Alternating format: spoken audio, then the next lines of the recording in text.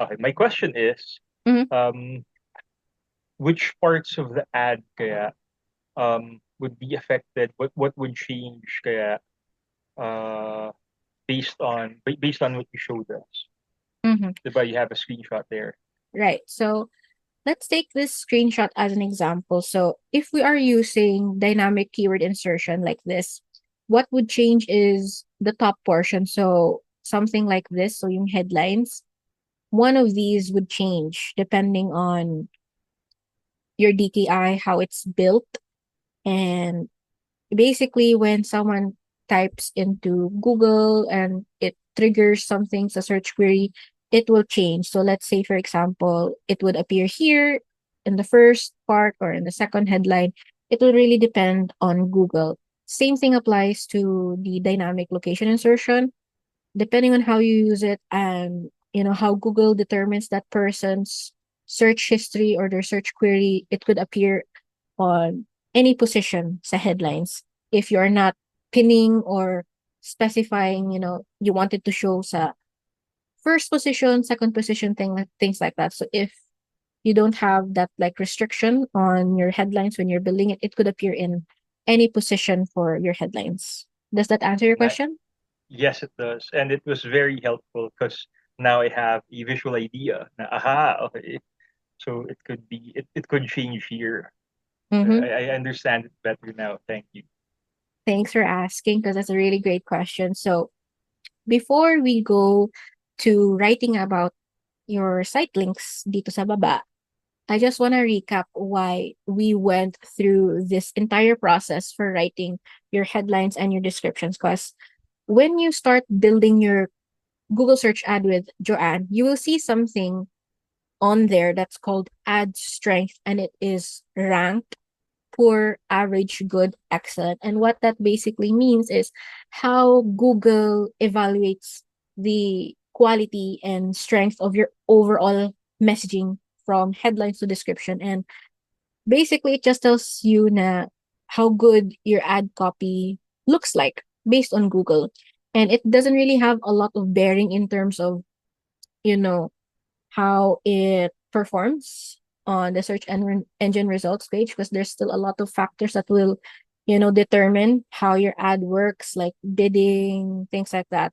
But just take that as a rule of thumb that always try to aim for an excellent ad strength just because it shows that you've done your due diligence as the writer and you have provided a variation of headlines and descriptions, and that you have put in a lot of thought and consideration for your ads because we want to provide people the best experience when they see our ads. We want them to get value, we want them to be engaged, and of course, we want them to take an action, which is to click and perform the action that we want them to do. So that could be, you know, in this case, booking a trial.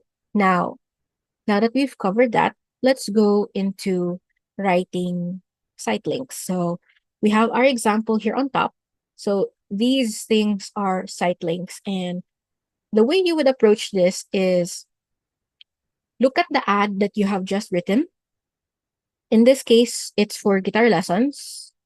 And now think of the things your user or target audience will need when they see your ad so that they can consider and have a better reason to click on your ad and perform that action that you want. So in this situation, we want parents to have all different types of questions and objections addressed. So if you are a parent, you might be thinking about testimonials, the classes, the rates, things like that. So it's important that you look at your client's website as well to see, what you can use.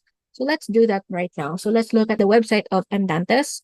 So as you can see here, we have things that we can use like yung reviews, rates, a contact us or book a trial. So what you would do is, let me just zoom in real quick. You would do is you would look at these individual pages, review the content, make sure that it's relevant again to what you're gonna use it for. And if it's all good, just copy the URL and start writing your site link.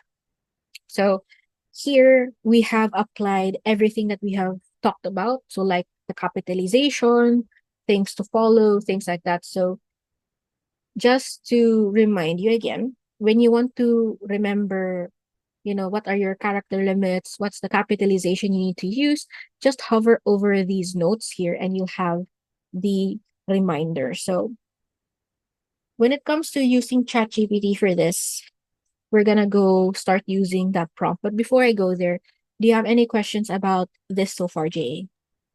No questions so far, except I just want to say, uh, just for transparency, Mm-hmm. gardeners are working in my backyard right now, and they're burning leaves, so I had to wear a mask.